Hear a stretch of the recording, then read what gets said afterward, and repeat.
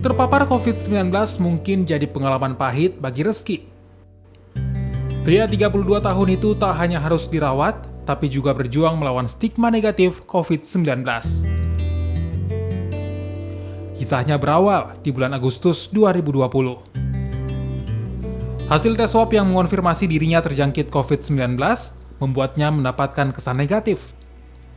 Keluarga yang ditinggal karena harus menjalani karantina di hotel mendapat perlakuan yang tidak menyenangkan. Saya mendapat berita dari keluarga,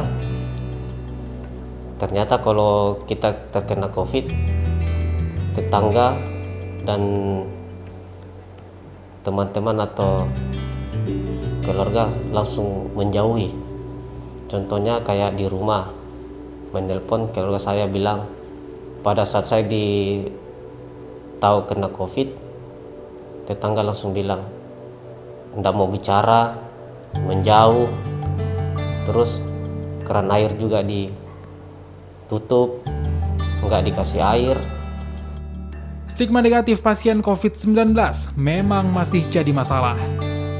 Mereka yang terpapar virus corona masih sering dianggap aib yang harus dijauhi. Yang keluarga alami itu pertama merasa kecewa lah karena COVID ini.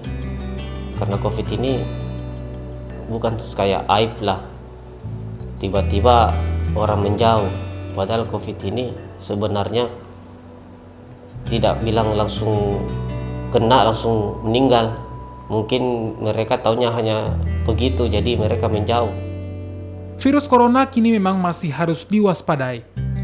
Tapi, mereka yang terpapar haruslah mendapat dukungan agar bisa tabah dan bukannya dikucilkan. Rama Pratama, Kompas TV, Makassar, Sulawesi Selatan.